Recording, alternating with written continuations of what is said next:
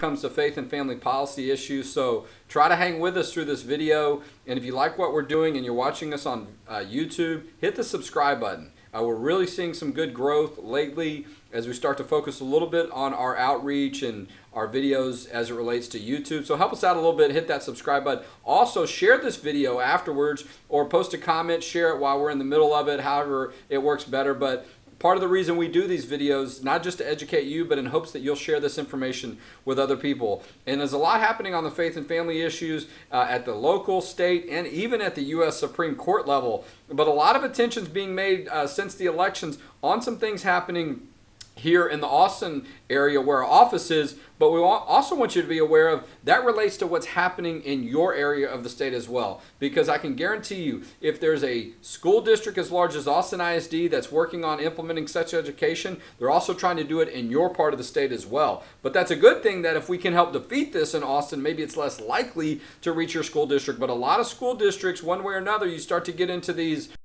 spring months, they start to roll out some type of lesson plan. So we want you to be aware of what your rights are. But a lot of news focus on what Austin ISD is doing because they're trying to implement one of the most extreme and radical forms of abortion-related, LGBT-related sex education that we've ever seen. It's even been getting national news, but it's been going on for quite some time, and we've got some updates on it. And someone that's been a part of this and helping with our efforts all along is our policy advisor, Mary Elizabeth Castle. Mary Elizabeth, what's the latest on the Austin ISD issue? I know there was an article that came out last week from the Statesman that had some information kind of updating people, but there's more than just that. Yeah, in case you missed it, there was an Austin American Statesman article published last week that told people exactly what we've been telling them all along, that Austin ISD was in collusion with... Collusion! Yes, collusion. Strong word. We spent a little time talking about that. We're like, this is collusion. And we looked at the definition, seemed to be right on the target. Right. I mean, you have a government entity in collusion with a foreign entity, and it's not Russia, it's Canada. So we have...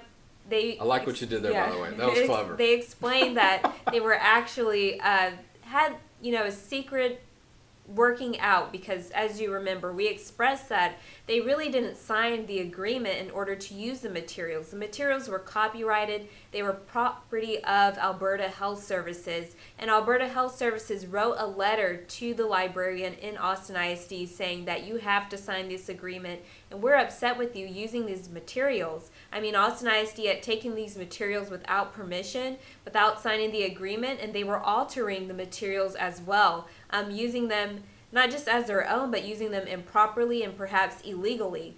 So the Austin American Statesman revealed this to the people, and it didn't seem like Austin ISD really had a response. However, I think I can reveal the update. It appears that something was worked out to where Austin ISD won't be in trouble for breaking law, Canadian law. It just I mean, you could almost argue they've almost been given some cover. Whether or not that'll be enough to allow them to continue to use this without scrutiny, I think you and I would agree that it doesn't allow them to move forward without scrutiny. Right. But that's why we use the word collusion, right? It just felt so behind the scenes and really just something that they put together. And a lot of times you see the word collusion when it relates to two parties on different sides of a lawsuit that all of a sudden end up on the same side. And that's certainly what seemed to be happening here. And let's take a step back for a second, Mary Elizabeth, because we've updated people a lot on this issue. Maybe some people now are kind of catching their breath from the elections and they're not aware of what's been happening. I was talking to someone the other day about this, and look, I have children as well that are school age, and so sometimes you're so involved with other stuff and you didn't realize it was going on. So we step back for a minute. This has been going on for almost 2 years now, right? Okay. Austin ISD has been in a part of trying to implement a new sex education curriculum. We sort of got it stopped a year or so ago. Then they came up with a new version that included using Planned Parenthood's curriculum. And then SB 22, a new state law, blocked that from being implemented because that law says you can't have a contract or an agreement with an abortion provider. And so then, most recently, they reached out to this Canadian abortion provider, Austin ISD, and tried to convince people they didn't have an agreement, and because they knew that would probably complicate things with state law. And then the Canadian group got upset with them. And so, I'm going back a little bit so people can appreciate how long this saga has been going on and how many times Austin ISD has either pushed the limits of the law or we feel violated the law and had to be drawn back. And so their kind of track record here is not good at all, and really suggests that they're having problems on the process side, not to mention the concerns, the dramatic concerns that relate to this issue when it comes to content. Okay, we've got this handout here, the Stand Up for Children handout, that talks about this curriculum. It compels children to attend adult-related LGBT pride rallies. This is sex ed we're talking about, okay, that they're trying to use doctors to assign, teaches that doctors assign what sex a baby is, and that isn't medically accurate. Encourages children to denounce so-called homophobia, which is designed to believing in traditional marriage. It really creates and does a lot more than teaching kids about the birds and the bees. It goes much further into kind of having this advocacy role. But really one of the big updates is parents that have been with us all along are now saying enough, and they've got a big date plan that goes along with pushing back against this. Yeah, that's correct. Parents, there were over 100 parents, I would say, at the school board meeting in October who were against this curriculum for their children. And so with this going on, finding out not just that they're in disagreement with the materials, but the fact that there's been these shady dealings and possibly illegal dealings in getting this curriculum, the parents have had enough. And so on May 19th is when they're planning a full sit-out for on the day that they're teaching the curriculum. They're pulling their kids out of school, they're walking out or not showing up at all to send a message to the school district. And the school district has problems already, just to really hit them where it hurts. If students don't show up, they lose revenue, they lose money, and of course they'll lose credibility. Well, and look, they've had multiple opportunities, as you know, Mary Elizabeth, to cure these defects, if you will, from a legal point of view. And we've given them every opportunity. I remember when we were testifying that night, we made it clear to them, look, you're creating some legal problems. You're creating problems in the community. People that were on the left and the right, so to speak, were in opposition.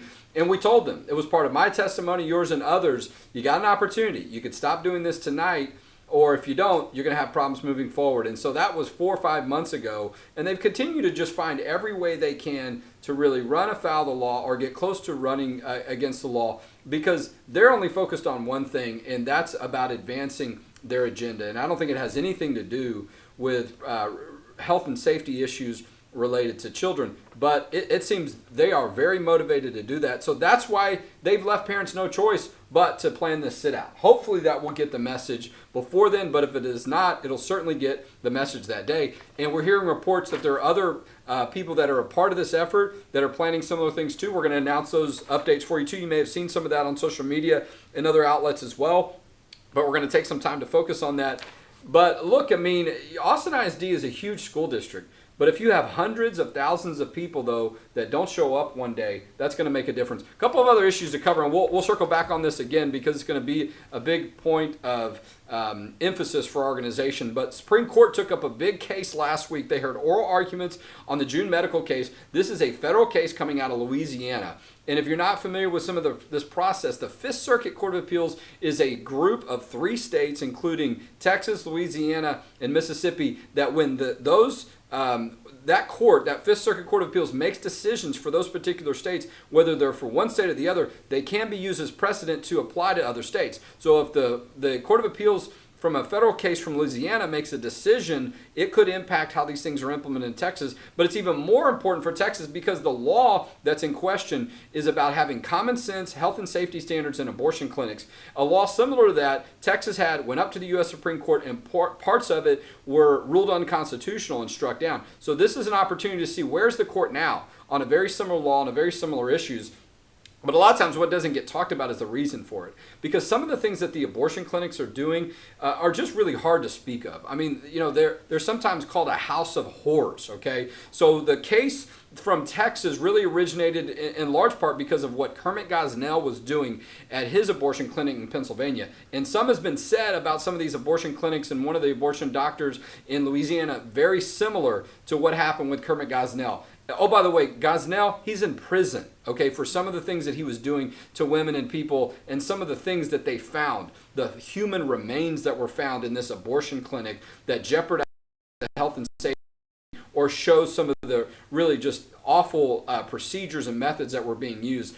And so this law does not stop abortion. It doesn't ban abortion. It simply means that if you're operating these type of facilities, you got to have common sense health and safety standards like other type of medical facilities would. And one of the reasons we're bringing this to your attention is because we were a part of an amicus brief, a legal brief that was filed, a friend of the court brief at the U.S. Supreme Court on this issue. They're going to decide by the end of the summer, by the end of June, their term on how they're going to come down on this issue. So far, it's very important that we're going to be following that case for the state of Texas. But we got some updates, too, on some other important dates for right back here in Texas. And Mary Elizabeth, that State Board of Education has now announced when we should start seeing the calendar dates for the talk on health, Texas Essential Knowledge and Skills. That's the TEKS teaching standards. What are those updates, Mary Elizabeth? Yeah, exactly. The State Board of Education is like the second session. So now they're reviewing the TEKS, which are the Texas Assessment Knowledge and Skills. It's a mouthful. Or Essential Knowledge and Skills. And what these are, in a nutshell, are just standards that all of the public school students will be using to learn materials. A lot of those materials will be, tested on different tests, but a lot of them are just standards that they have to learn in order to graduate. So it's very important that these standards are reviewed accurately and that good things are in these standards. Right now they're doing the health TEKS. And they're in the process of reviewing those, and they will be discussing those in April. That'll be the week of April 14th through the 18th, where they'll be discussing the health TEKS. On April 14th, though, they will have testimony from the public regarding the health education standards, and that testimony will begin on the 14th at 1 p.m. So be sure to be there to testify on the health standards. You can find the TEKS updates on the Texas Education Agency website, but of course we'll have materials available as well. But it's very important that you review them because health education is not just diet and exercise, it includes sex education. And we already told you how TFN and Equality Texas and other groups are really trying to radically change what has already been in the TEKS to include abortion, to include gender identity as young as kindergarten, to include all of these things that we've seen in Austin in the state standards, which would be taught to over 5 million public school students. So it's very important that you look at these standards, make sure that they're in agreement with what parents and grandparents want for their children and what should be taught to public school students. Well, and it's not uncommon to see private schools, charter schools, which are former public schools, and also some homeschool curriculum that can be very similar, be based on what the state approves in their Texas Essential Knowledge and Skills. So don't allow yourself to think, oh, well, my kid's not in public school, so I'm not as concerned about that. You should be. And I mean, maybe your neighbor's in public school. Kids that go to your church are in public school. And so an opportunity for you to engage one way or another, depending on, regardless of what your family status, so to speak, is or where your children go to school. And so, and a lot of times those policies impact what happens in other states as well. And so if it goes the other direction, you could see this trend nationally that could really make it, could hurt and make it difficult for us as relating to what's taught in schools and for the other side, so to speak, to get momentum. And so we want to hold the line here and help other states hold the line, if you will, as well. I want to mention, too, we've got an event coming up. You want to meet us in person. You want to ask some questions. And ask some questions on the comment section right now. We can try to answer those after this. Drop a comment. Let us know if you like the work we're doing, if you're getting the updates, if you're planning to be a part of that May 19th sit-out. But on March 23rd, we're going to be in Houston at Guadalajara Hacienda. That's a mouthful, too, Mary Elizabeth. So on the west side of I-10, we're going to be driving in, and we're going to have people there from the local area that are part of our work that are going to participate. We may be having a couple of really interesting speakers as well, including in addition to members of our team. But that's at lunchtime from noon to 1, March 23rd. It's a free event, okay? Come by and have some Tex-Mex for free. We'll have food there, too, and some good conversation and some updates on our work. But there's a Facebook page, I think, that's already up. You want to check that out and just hit one of those buttons to say you're going to come. That's on March 23rd in the West Houston area. That's going to be a Texas Values event during lunchtime. And don't forget, we're a nonprofit organization. And actually, we're going to go one more round just to recap. Mary Elizabeth, recap on the critical date for the sit-out and kind of where we are in the next step. I think implementation's coming up. And also the fact that students have the ability to opt out, and we'll be putting information up about that as well in Sex Ed.